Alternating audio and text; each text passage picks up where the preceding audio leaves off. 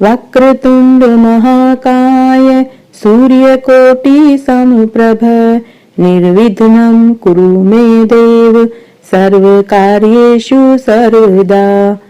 वक्रतुंड महाकाय सूर्यकोटि समप्रभ निर्विघ्नं कुरु मे देव सर्वकार्येषु सर्वदा। जय श्री कृष्णा। राधे राधे। आज हम बुद्धाष्टमी व्रत कथा सुनेंगे। अगर बुधवार के दिन अष्टमी पड़ती है तो उस दिन को बुद्धाष्टमी व्रत कहते हैं। उस दिन व्रत करने, भगवान बुद्ध की पूजा करने और गणेश जी भगवान की पूजा करने का अक्षय फल मिलता है। बुद्धाष्टमी व्रत लगातार 9 व्रत करते हैं। 8 व्रत करने के बाद 9वें दिन व्रत का उद्यापन करना चाहिए। उद्यापन करने से ही व्रत का संपूर्ण फल मिलता है। आइए अब हम बुद्धाष्टमी व्रत कथा सुनते हैं, साथ ही गणेश जी की कहानी भी सुनेंगे। सबसे पहले बुद्धाष्टमी व्रत कथा सुनते हैं। एक बार एक गांव में एक साहूकारनी थी। उसके एक बेटा और एक बेटी थी। बेटे का नाम बुधिया तो बेटी का नाम बुधनी था।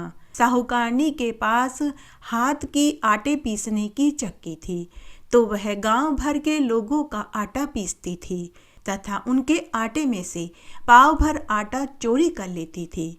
साहूकारनी की बेटी बुधनी ने जब अपनी माँ को आटा चुराते हुए देखा तो वह अपनी माँ से बोली कि माँ, तुम आटा चोरी मत किया करो। अन्न चोरी करने का बड़ा भारी पाप लगता है। लेकिन माँ ने बेटी की एक नहीं मानी। तब एक दिन की बात है, साहूकारनी को 5-7 दिनों के लिए मायके जाना था। जाने से पहले उसने अपनी बेटी बुधनी से कहा कि बेटी, गांव के लोगों का आटा पीस करके उनसे आटा पिसाई के पैसे ले लेना और साथ ही उनके आटे में से पाव भर आटा भी रख लेना। बेटी ने हामी भर दी। उसके बाद साहूकारनी चली गई। बुधनी बड़े ही नेक दिल की और ईमानदार थी। उसने गांव भर के लोगों का आटा पीस करके दिया, लेकिन उसमें से पाव भर आटा चोरी नहीं किया। जब गांव वालों को आटा ज़्यादा मिलने लगा तो वे समझ गए कि साहूकारनी उनके आटे में से आटा चोरी करती थी। साहूकारनी के मायके से लौटने पर गांव वालों ने उससे आटा नहीं पिसाया। तब एक दिन साहूकारनी खुद गांव वालों के पास गई और पूछने लगी कि आजकल तुम मेरे से आटा पिसवाने क्यों नहीं आते। तो गांव वालों ने पूरी सच्चाई बता दी कि तू हमारे आटे में से आटा चुराती थी, लेकिन तेरी बेटी हमें पूरा आटा पीस कर देती थी। अब हम तेरे से आटा नहीं पिसवाएंगे। साहूकारनी यह सुनकर घर आई और अपनी बेटी बुधनी को डंडे से खूब मारी और बोली कि अरे करम फूटी करम जली, तूने मेरी लगी लगाई कमाई छुड़ा दी। तेरी वजह से लोग मुझे चोरनी समझ रहे हैं। अब वे मुझसे कभी भी आटा नहीं पिसवाएंगे।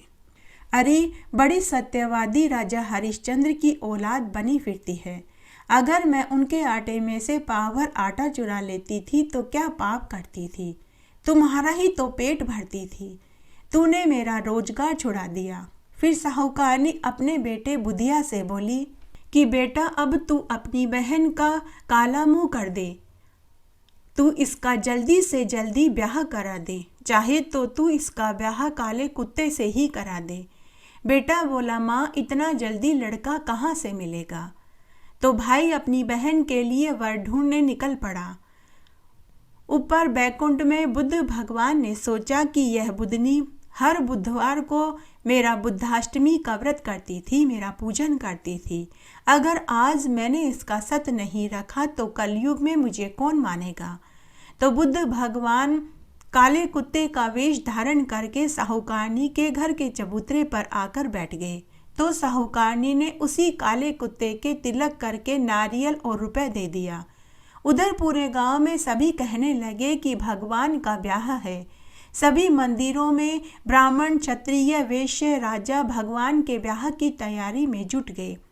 दर्जी, सोनी, मोची, लुहार, हलवाई सभी भगवान के ब्याह की तैयारी करने में लग गए। बुधनी की माँ एक दिन पंडित जी के पास गई और बोली कि हे पंडित जी महाराज, मेरी बेटी का ब्याह है, आप उसके ब्याह की तिथि मान दीजिए। तो पंडित जी बोला कि मैं तो भगवान के ब्याह की तैयारी कर रहा हूँ, मेरे पास समय नहीं है। फिर बुधनी वहाँ से रंगरेज के पास गई और बोली कि हे रंगरेज, मेरी बेटी का ब्याह है, उसकी चुनरी और घाट चोला रंग दे। तो रंगरेज बोला कि मैं तो भगवान के ब्याह की चुंदड़ी, साफा, पगड़ी रंग रहा हूँ, मेरे पास फुर्सत नहीं है। उसके बाद साहूकारनी दर्जी के पास गई और बोली कि हे दर्जी, मेरी बेटी का ब्याह है, मेरी बेटी के लिए घाघरा चोली सिल दे। तो दर्जी बोला कि मैं तो भगवान के ब्याह का बागा, दुपट्टा, पीतांबर सिल रहा हूँ, मेरे पास समय नहीं है। फिर वह सुनार के पास गई और बोली कि अरे सुनार, मेरी बेटी का ब्याह है, तू मना मत करियो, मेरी बेटी के लिए हार, पायजेब और चूड़ी घड़ दे। लेकिन सुनार भी बोला कि अरे बुढ़िया माई, भगवान का ब्याह मन गया है, मैं भगवान के लिए गहने घड़ रहा हूँ, तेरी बेटी के लिए तू किसी और से गहने घड़वा ले। अंत में साहूकारनी उदास मन से हलवाई के पास गई और बोली कि अरे हलवाई, सबने मुझे मना कर दिया, लेकिन तू मना मत करना, मेरी बेटी के ब्याह के लिए नुक्ती पूड़ी सब्जी बना दे, मैं तुझे मुँह मांगा रुपया दूंगी, साथ में इनाम भी दूंगी। लेकिन हलवाई बोला कि अरे डोकरी, भगवान का ब्याह है, मैं तो बर्फी, रसमलाई, रबड़ी, कचौड़ी बनाने का ऑर्डर ले चुका हूँ, उसे छोड़ मैं तेरी बेटी के ब्याह के लिए नुक्ती पूड़ी सब्जी क्यों बनाऊंगा, जा तू किसी और से बनवा ले। दुखी मन से साहूकारनी घर आई और अपनी बेटी को मारने लगी कि तू तो करम फूटी है, करम जली है, कोई भी तेरे ब्याह में काम करने को राजी नहीं हो रहा है, न दर्जी, न सुनार, न हलवाई और न ही यहाँ तक कि गांव की औरतें मंगल गीत गाने को आने वाली है, तू तो करम जली है, करम फूटी है, तू ऐसे ही ब्याह होकर जा। तब बुधनी भगवान बुद्ध से प्रार्थना करने लगी कि हे ईश्वर, अगर मैंने पूरी श्रद्धा, ईमानदारी से आपका व्रत और पूजन किया है तो अब आप ही मेरी रक्षा करना। उधर पूरे गांव में शोर हो गया कि बुधनी की माँ बुधनी का ब्याह एक कुत्ते के साथ कर रही है। तय समय पर भगवान बुद्ध ने कुत्ते का रूप धरा और साहूकारनी के घर पहुंच गए। वरमाला हुई। फिर फेरों के समय पूरा गांव बुधनी के घर देखने आ गया। तब बुधनी ने बुद्ध भगवान से मन ही मन प्रार्थना करी कि हे ईश्वर, पूरा गांव मेरी हंसी उड़ा रहा है, हे प्रभु मेरी लाज रखो। तभी कुत्ते वेश में भगवान साक्षात असली रूप में प्रकट हो गए। वहां खड़े सभी लोग जो पहले उनके ऊपर हंस रहे थे, यह दृश्य देख कर कहने लगे कि बुधनी तो सत वाली थी, इसीलिए भगवान बुद्ध ने इसका सत रखा और इसके सत की रक्षा करने के लिए सम कुत्ते का वेश बना करके इससे ब्याह करने आ गए। जब बुधनी विवाह होकर जाने लगी तो सोने चांदी के रथ में बैठ कर के गई। उनके साथ खूब सारे हाथी, घोड़े, ऊंट, दास दासियां, नौकर चाकर, बैंड बाजा हो गए। गांव की औरतें मंगल गीत गाने लगी। शाही बारात में खूब बैंड बाजे बज रहे थे। ऊपर से कोटि देवी देवता उनके ऊपर फूलों की बरसात कर रहे थे। उसके बाद बुधनी अपने ससुराल में आ गई और भगवान के साथ आनंद से जीवन जीने लगी।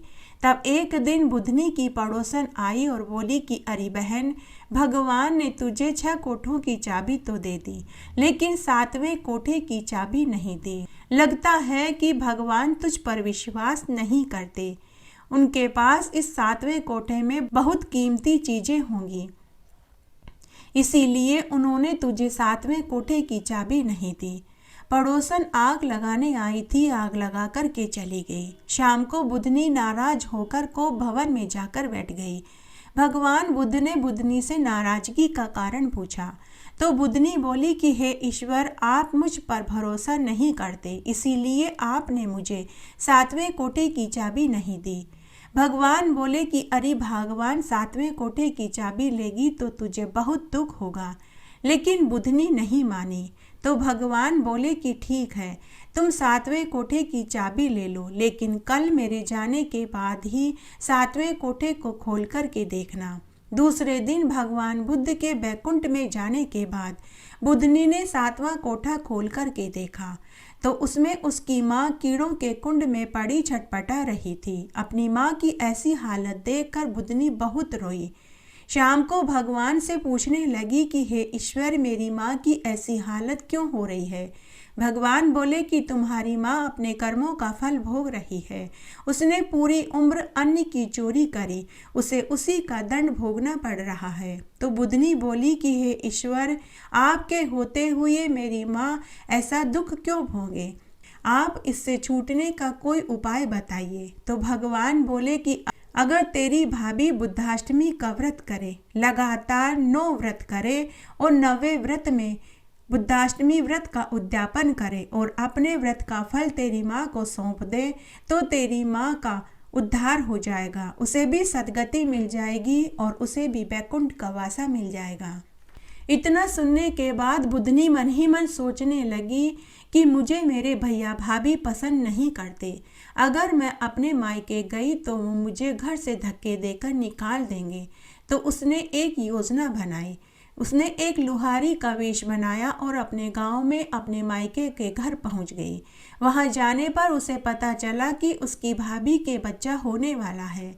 उसकी भाभी प्रसव पीड़ा से तड़प रही है, लेकिन बच्चा होने का नाम ही नहीं ले रहा था। वहां गांव की औरतें बैठी थी। दाई ने भी खूब प्रयत्न कर लिया, लेकिन भाभी को बच्चा हो ही नहीं रहा था। तब लुहारी वेश में बुधनी अपने भैया भाभी से बोली कि मुझे एक महात्मा से वरदान मिला हुआ है।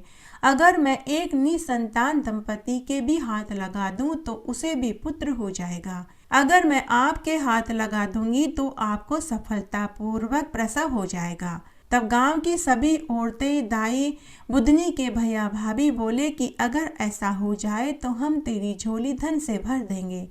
तो लुहारी वेश में बुधनी बोली कि मुझे धन नहीं चाहिए। अगर आपके बच्चा हो जाए तो फिर जो मैं कहूँगी आपको वही करना होगा। तो बुधनी के भैया भाभी बोले कि ठीक है, जो तुम कहोगी हम वो ही करेंगे। तब जैसे ही बुधनी ने अपनी भाभी के हाथ लगाया, उसके कुछ समय में ही सफलतापूर्वक उनको प्रसव हो गया और उसे एक सुंदर निरोगी पुत्र पैदा हुआ। लुहारी वेश में बुधनी से उसके भैया भाभी ने पूछा कि मांगो, तुम्हें क्या चाहिए। तब बुधनी ने उन्हें पूरी सच्चाई बता दी और बोली कि मैं कोई लुहारी नहीं, मैं तो तुम्हारी बहन बुधनी हूँ।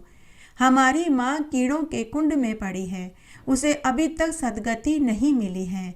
अगर भाभी आप बुद्धाष्टमी का व्रत करें, लगातार 8 व्रत करने के बाद 9वें व्रत में व्रत का उद्यापन करें और अपने व्रत का फल तुम माँ को सौंप दो तो उसे मुक्ति मिल जाएगी और माँ को भी बैकुंठ का वासा मिल जाएगा। तब भाभी ने पूछा कि यह व्रत कैसे करते हैं। तब बुधनी ने कहा कि जब बुधवार के दिन अष्टमी तिथि आए तब यह व्रत करना चाहिए। 8 व्रत करने के बाद 9वें व्रत में व्रत का उद्यापन कर देना। तब भैया भाभी ने जोड़े से बुद्धाष्टमी व्रत किया और 9वें व्रत में व्रत का उद्यापन किया और व्रत का फल अपनी माँ को सौंप दिया, जिससे साहूकारनी को सद्गति मिल गई और बैकुंठ का वासा मिल गया। तब बुधनी व बुधिया ने पूरे गांव में ये ढिंडोरा पिटवा दिया कि सभी को बुद्धाष्टमी का व्रत करना चाहिए। इस व्रत को करने से जीवन के सारे पाप धुल जाते हैं और मरने पर बैकुंठ का वासा मिलता है। घटती हो तो पूरी हो तो परवान चढ़े, भूले बिसरे नाम तेरे भंडार में भरे। आइए अब हम गणेश जी की कहानी सुनते हैं। एक बार की बात है, एक गांव में 2 बहनें थीं। एक का नाम सीता तो दूसरी का नाम गीता था। गीता शहर में रहती थी, बहुत पैसे वाली थी, जबकि सीता गांव में रहती थी। सीता का पति गणेश जी के मंदिर के बाहर फूल बेचता था। सीता ने अपने घर के पिछवाड़े तरह तरह के फूल उगा रखे थे। खूब सारे पेड़ पौधे थे। वह फूलों की रखवाली का काम करती थी। सीता के 2 बच्चे थे, गीता के 1 बेटा था। तब एक बार की बात है, गीता गर्मी की छुट्टियों में अपनी बहन सीता के गांव अपने बच्चे के साथ पहुंची। सीता अपनी छोटी बहन गीता व बच्चे को देखकर बहुत खुश हुई। सीता ने उनकी खूब आव भगत करी, अच्छे से अच्छा खाना खिलाया और पूरे गांव भर में घुमाया, साथ ही गणेश जी के मंदिर में भी दर्शन करवाए। इस तरह 8-10 दिन निकल गए। तब एक दिन गीता ने कहा कि दीदी अब मैं वापस घर जाऊंगी, बहुत दिन हो गए हैं। सीता ने और रुकने के लिए कहा, लेकिन गीता ने कहा कि नहीं दीदी, अब तो जाना ही पड़ेगा, फिर बाद में आ जाऊंगी। उसके बाद सीता ने अपनी छोटी बहन को मिठाई, कपड़े और साथ ही गणेश जी की प्रतिमा दी और साथ ही खुद के बगीचे में से बहुत सुंदर फूलों की माला बना कर के भी दी। उसके बाद बड़ी बहन सीता ने अपनी छोटी बहन गीता को शहर की बस में बैठा दिया। छोटी बहन गीता बस में बैठने के बाद मन ही मन सोचने लगी कि दीदी ने मुझे गणेश जी की प्रतिमा दी, अच्छा होता इसकी जगह पैसे दे देती। इस तरह गीता वापस शहर में अपने घर आ गई। उसने गणेश जी की प्रतिमा को थैले में से निकाला और आले में बैठा दिया और फूलों की माला भी गणेश जी को पहना दी। इस तरह गीता घर के कामकाज में लग गई। दूसरे दिन गीता के पति ने जब गणेश जी की प्रतिमा और फूलों की माला देखी तो पूछने लगे कि तुम यह गणेश जी की प्रतिमा और फूलों की माला कहाँ से लाई? तो गीता ने कहा कि हे स्वामी, यह गणेश जी की प्रतिमा और फूलों की माला मुझे मेरी बड़ी बहन ने उपहार में दी है। पति ने गणेश जी की प्रतिमा और फूलों की माला की खूब बड़ाई करी और उसने गणेश जी की पूजा करी और घी का दीपक जलाया। उसके बाद उसका पति काम पर चला गया। उस दिन उसके पति का प्रमोशन हो गया, साथ ही नया घर भी मिल गया। सास की लाइलाज बीमारी भी ठीक हो गई। घर में एक साथ अनेक शुभ समाचार मिल रहे थे।